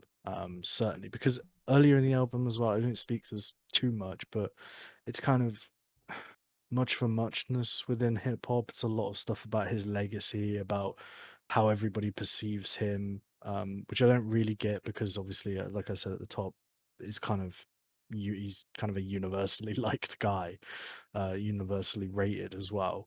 So just generic themes, and this is the portion of the album where we get some actually unique themes, but it just happens to coincide with the worst beats, the worst features, and overall the worst songs. And this is the part of the review where I disagree with both of you. Hey, So, Van Weezer's a good album. I don't wholeheartedly disagree. I think there are some forgettable beats in this like kind of last stretch of it for sure. I think I don't necessarily think it's always lazy. I think Stranger Things, there's kind of a lack of beat, and I kind of feel like that's done deliberately to draw your attention into the lyrics. The beat is kind of all over the place. It's kind of chaotic. It ties in with the theme, it ties in with the title. It's a strange beat for a track called Stranger Things. And what it does is make you focus on the lyrical content and the delivery there. Um, Same thing with Smoke and Mirrors. There's no drums, I don't think, throughout the whole thing, or very minimal. And that focuses your attention on the only thing that is really providing like a solid rhythm here, which is the vocals, the rap. Um, Whether it was thought of in that way, whether it was planned out in that way, I don't know. But if it was, it's kind of a stroke of genius, really, to just like draw you in and make you focus on the lyrics there. In terms of like thematically, I think this kind of struck me as Lloyd Banks is that kind of family guy from the start. And if you look at the album cover, I believe that's his son. So I don't really think you could say he's like tried to bury it. I do think it does come out more in the later tracks, but it's a picture of him holding his son's hand on the album cover. Like how buried is that? Really unfortunate. I think you just stepped away at the point that Cam and I said. Okay. We spoke through just this, right? About that theme coming through so strongly here, and tying that in with the album cover. Really, really, it drives home what I think he was trying to do here in that section. Yeah, it does feel like those themes did kind of come through lyrically later in the album rather than kind of in the beginning. But is that to kind of appeal to the fans more, or is that like a deliberate choice to kind of leave you holding on for those themes? I don't know. Very good question. Very, very good question. Cam, I want to pick you up on a couple of points, but I think the natural one to start with here potentially is your mention about the features. The Ari the Kid, yeah, okay, I'll give you that. That Vado verse though, I really enjoyed that, and the reason that I did was that it injected some real energy to Dishonorable Discharge, which, at track 17, you need that. You need that in a big way. I've written down that song makes me feel things that I haven't for a while on that album, and I think a lot of it is down to Vado's verse there. I think by that point it's too little, too late to inject any energy in for me. Come on, just take that song on its own, right? Remove it from that context. But you can't remove it from context. That's not what an album's about. And I go back to, is this an album or is it a collection of songs or a mixtape or a playlist? You can't remove it from that context. I have no idea how I would feel about this song if it was a standalone. That's not really a great sign for the quality of an album. Um, you know what I mean? I feel like you should know where you'd feel about a song as a standalone. I take the Wolffellas album that got released last week. I said to you very openly at the start of it, I didn't like any of the singles, but I've listened to it as an album and it's an absolutely fantastic album as a whole. Um, which is fine because okay, it doesn't work on its own, but it works as a whole, which is great. I don't really know with this what it's trying to do, whether it's trying to be an album, whether it's trying to be a playlist, whether it's trying to be a mixtape, what. So I think just by this point I'm so jaded by the album length that there's nothing that Vado, go back to Fado, Fado could do to bring me back from the brink. And the less said about the Sai Ari the Kid feature, the better as far as I'm concerned. That was the most trap this album felt. I'm just not for me. Yeah, auto-tuned kind of vocal hook there is something that I am again not down for at all. It's just kind of makes you think of all the worst things about the genre that are coming out in the minute that you just don't want to listen to. For me personally, obviously it's a taste thing. And like you say, does this work as an album entirely? I'm not entirely sure. Could it be two albums? Quite possibly. It could work better as two albums. Um, I don't know how much of it has to do with the fact that we've had to listen to it quite intensely over a week, though. And I think that is probably a difference and something that, people listening to it, without having to listen to it intensively, without having that kind of thought of I have to listen to this X amount of times in the next 7 days, I think maybe that would come off differently if I'd listened to it once when it came out and then giving it a break. Would that leave me with a different?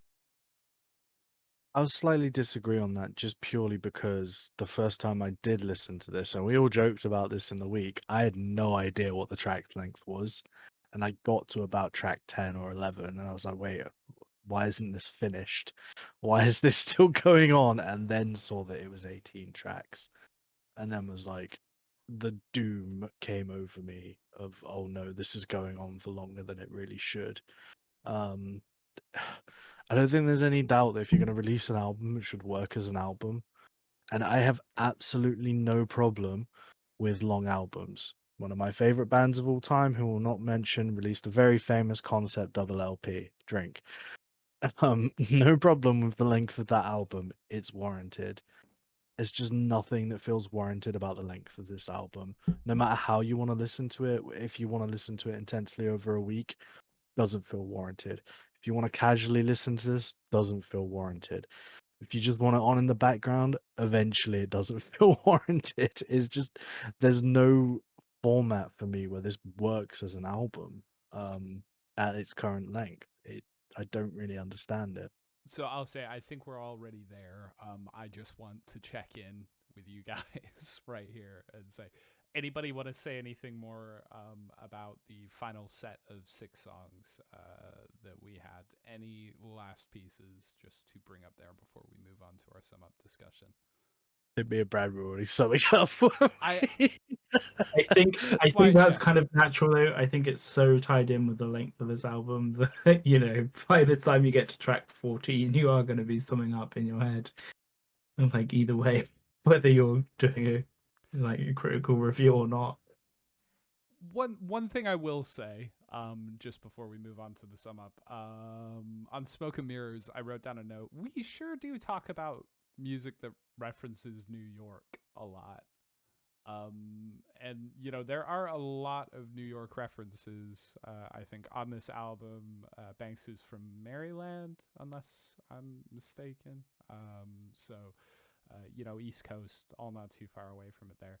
But yeah, between St. Vincent, Lana Del Rey, we've had a lot of New York here recently. Conway. Conway, Oh, Conway. Buffalo. Yeah, which is yeah. New York. Buffalo is New York, so. Yeah, but we're talking New York City, really, aren't we? When we're saying New York. No, Lana Del Rey was upstate New York. She was referencing in her album. Okay, well. Banks is from Queens. Yes, there were a lot of Queens references there. Thanks, Dreadlocks. Really appreciate that. We should have really had him on for this. Thinking about it now. No doubt. And feel free to. Although it's gone for an hour and 40 so far. So. Well, like you say, I think we're at a good point to move on to our sum up discussion. And Dreadlocks, please feel free to give us your thoughts too. I will do my best to communicate those back to the group here. But Brad, why don't you get us going this week?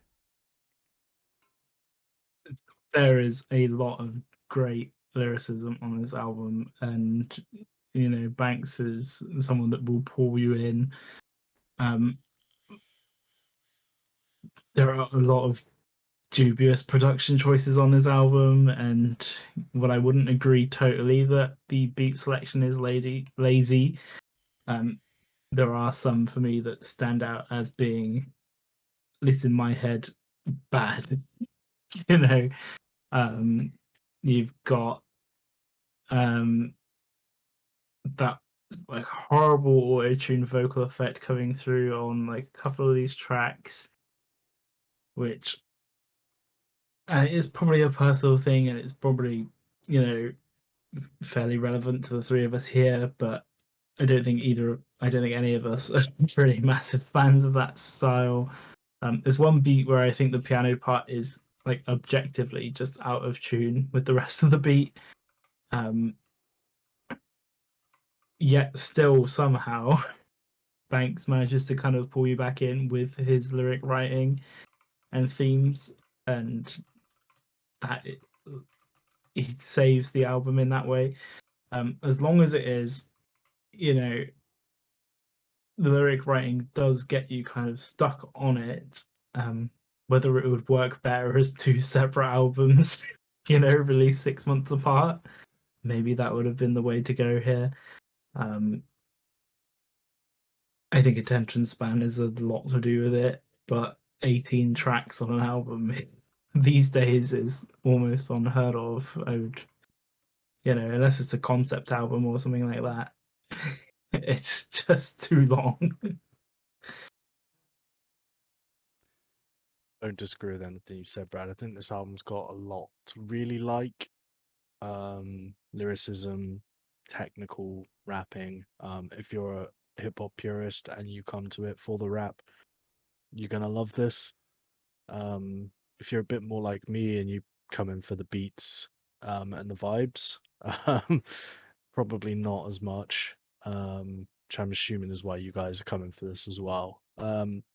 There's a lot to like here, and ultimately it's let down by one thing, and that's the fact that they just didn't seem to be able to edit themselves down, which is a shame because I feel like this could have been a really good entry into the kind of canon of hip hop that is coming out at the moment in that style, the kind of, for lack of a better term, boom bap Griselda style.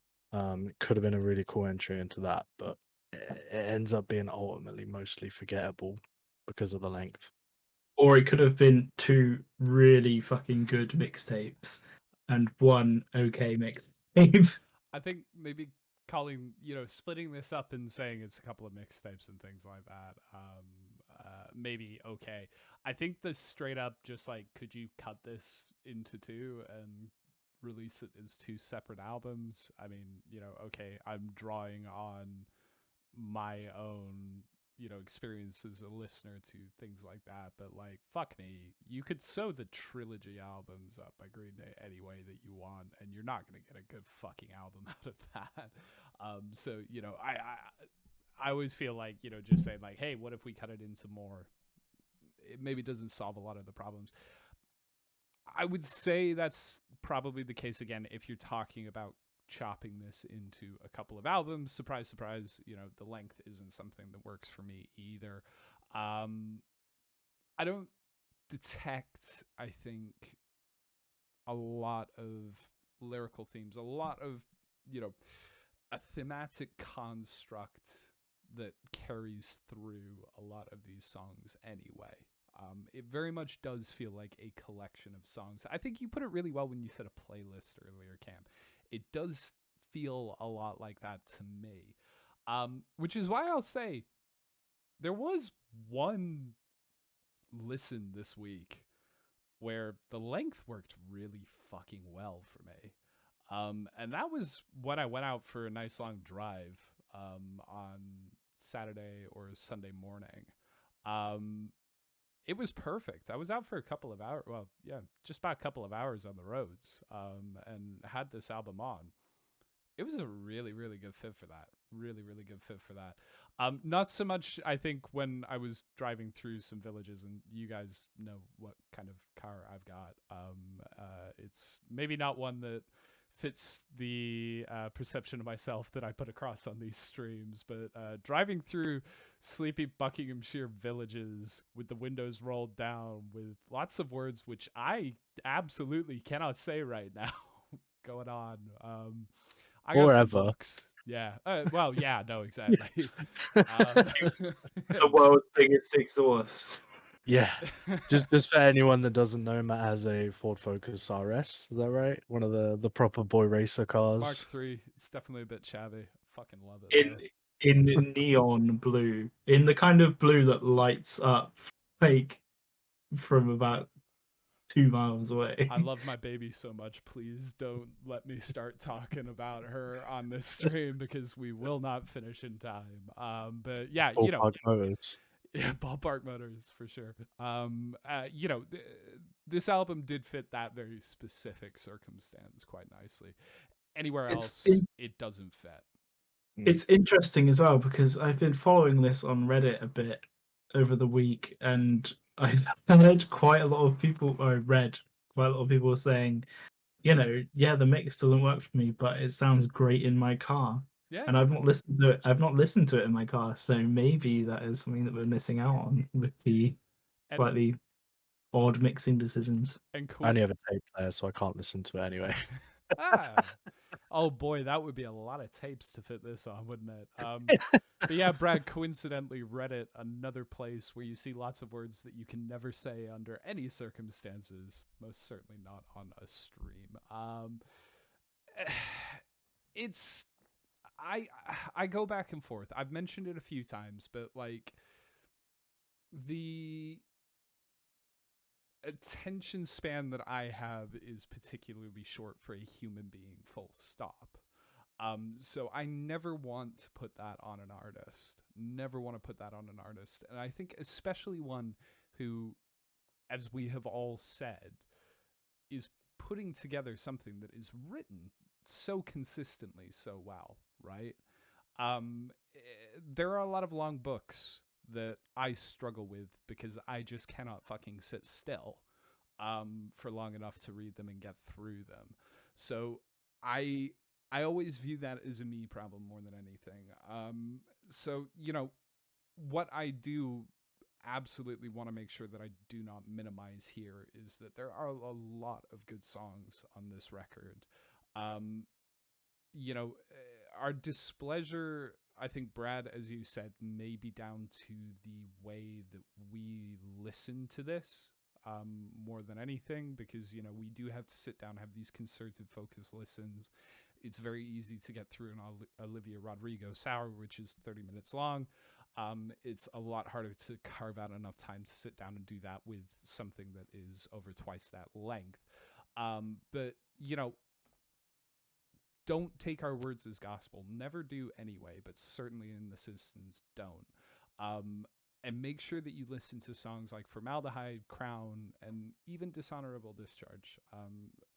I can't say that they're anything other than good ass songs. And there are a lot of other examples on this album. Course of the Inevitable doesn't make my rotation, mostly because I worry that it would mean that no album would ever have enough time to be played if it made that. But yeah, there's some really good songs on here. There's some songs that definitely make my rotation if I was more of a playlisty guy. The likes of Formaldehyde would probably get in there. I really, really like Early Exit. I don't know if that's just because I like Rock Marciano, but I really like that track. Not too many of the later ones would make it, but certainly ones from that first 6 would definitely make my rotation. I don't know. I don't think you can put it on me to expect me to sit through an album that doesn't feel like it warrants being as long as it does. Like I said, I got no problem with a long album. There's lots of long albums that I really like. There's lots of really long hip hop albums that I really like. You know,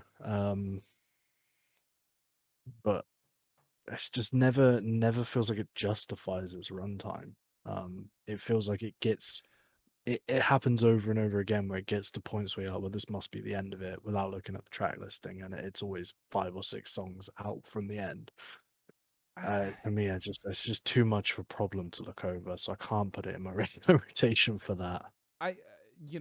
I just want to address this super quickly because we're running short on time here. But the one thing I will say, you've said a couple of times, it doesn't warrant its length. But I think we have all said consistently, and particularly about that final set of tracks, it's where the best writing is. Does that writing not justify it? Does it not warrant it? I think it's the fact. Yeah, I think it's the fact there's not an overarching kind of theme or progression to the album. I think if it was a story that was stretched over to that length, and then you got to the juiciest and the best bits in the last 6 tracks, then it would totally warrant it. But most of these tracks work perfectly well on their own, and like it comes back to the theme of chopping it up. Like, where could you chop this up and it not really hold its own ground? Like, you could chop it up in a number of different ways and it would still kind of work. There's not an overarching message over the whole album, for me at least, that I realized that says this album has to be 18 tracks long. You could easily split it into 2, or you could easily split it into 4 really good mixtapes. Really, really good EPs. I just feel like the reason that I don't feel that way is because you could just take the better lyrics or the better themes and put them earlier in the album, and lop off these last 6 beats, and you wouldn't notice the quality, right? They don't do enough to lift up how repetitive it has got by that point, how stale it feels by that point. Lazy it feels by that point. There's no other way of putting it. The beat selection by that point just feels lazy to me. It feels like I've got verses, I want them on there, I'm just gonna put any old beat. Just not great. I think your point about moving that stuff forward earlier, that's probably fair, and I think that's the right rebuttal to that almost rhetorical question that I was asking there. I think I'm ultimately with Brad on the lazy point, but there you go. Brad, I'm not sure whether we've heard you say rotation, not rotation. I think we've gotten a sense, but we got to hear the words, man. We got to hear the words. We can't be freed from this prison until we hear those words. Not rotation for me. God, Cam freed himself from the prison anyway. Jesus. He's come for it. Yeah, not rotation for me. I stood on my plug. I don't. Nice. I don't ever really envisage myself kind of listening to this from track 1 to track 18 again. There are some great tracks, there is some great writing, but not enough to pull me in for the whole thing in its entirety. So not in rotation for that reason. There we go. A unanimous judgment from our point, but again, I will stress, please go ahead, listen to this, because there are some gems on there, and make your own mind up. But we will leave the course of the inevitable there, and we will look ahead to next week. And hey, you know how I said we have a bunch of music coming up over the next few weeks that I can't wait to listen to all of it? Well, next week we're gonna do something entirely unrelated to music. Cam, do you want to try and explain our left field idea for next week? I think it's that. Well, I mean, it's left field for us, but I don't think it's that left field. It's not left field. Yeah, it's left field for us. Like, I was gonna say, people do this. No, I think I should address the fact that there's no good albums that came out today. Kenny I don't Hoopla believe that. mixtape's pretty fucking baller. Don't believe you.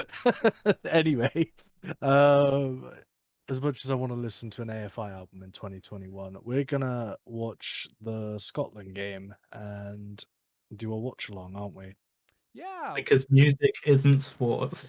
Yeah, we're just gonna watch sports instead. Sports is sports, though, Brad. That's fine. Sports is Ballpark sports. sports. Yeah, that's true. It's a little bit of a weird one. I mean, Cam, you're you are off on assignment for a good chunk of next week, so we knew we were going to be tight for preparation next week. Anyway, thought it might be nice to just have a break, try something else out, and we've got people who like watching along with us here who are probably going to want to watch a little bit of football on at the minute. I noticed that Italy have won 3-0 in their game while we've been talking tonight. But, the Euros... Sorry? Italy won 3-0, I think. I was saying Forza Azzurri. Oh, right. I'm following Italy, right? Yeah. I mean, it's good for the Blues. Bad times here. So, we're going to do a watch-along for the England-Scotland match next Friday at 8 o'clock. So we're going to have the game on. We're going to be sitting here chatting away, having a few drinks, probably asking a few musical-related questions that we can try and draw some relation between the Euros and England and Scotland and the football as it is ongoing. So yeah, it's going to be a little bit fun. I can't wait for you guys to explain to me how you get a home run in soccer before then. Who are you going to be supporting? I'm English. So yeah, that's going to be that's going to be a 2v1 situation, I think, next week. Yeah, I hate the English football team, so I'm going to be supporting Scotland. Sorry. Fair play. Yeah, I review Paul Gascoigne's rap song. I tell you what, Dreadlocks. I think we should all go and listen to that and come with some notes for halftime. That's gonna be our halftime show. Talking about Paul Gascoigne's rap song. But yeah, come and join us. Come hang out here with us next week. It's not going to be the most incisive football commentary that you're going to get. As I say, I'm sure I will be supporting England. I think from the comments you guys have made, that's not so much going to be the case. So at least we're going to have a bit of conflict as we tend to on these streams anyway, which will be good. But yeah, so if you're watching us on YouTube, probably going to be a gap next week. I don't think are going to upload our watch along to YouTube. So enjoy a week off from that, and we will be back strong the following week. But yeah, I think we are just about at wrap up time here. So if you are live with us here on Twitch, thank you so much for joining us. And if you've missed any of this discussion or want to hear it again, we'll have a recorded version of this going up on our YouTube channel on Sunday. If you are watching that recorded version, we won't be going live again next week to talk about an album. As we said, we'll be going live for our Euros watch-along stream. Please do come along and join us. Shout out again to Millie Draws a Lot on Instagram. That's spelled with a Y for all of the wonderful graphics. If you want more Lloyd Banks, yes, more, even after the 18 tracks, head over to his website. And if you want more Ballpark music, then follow us on Twitch. Subscribe to us and hit the bell on YouTube and check out our link tree. That's at /ballparkmusicuk, where you can find all of our socials. At this point in my script, I have down, Cam, did you enjoy it tonight? He came back just at the right time. That was fucking awesome. Did you have a good time tonight? Yeah, up until that, my cat almost just jumped out the window and I had to say that's why I went. Oh boy. Yeah, we have like a balcony, and she was like right on the edge, and then there was a seagull flying past. It was quite the minute for me. All right, cool. Brad, how about you? Did you have fun? Yeah, not as dramatic as that. What can I say? I mean, top to bottom, I have enjoyed this as always. We will see you all next time. Stay safer than Cam's cat.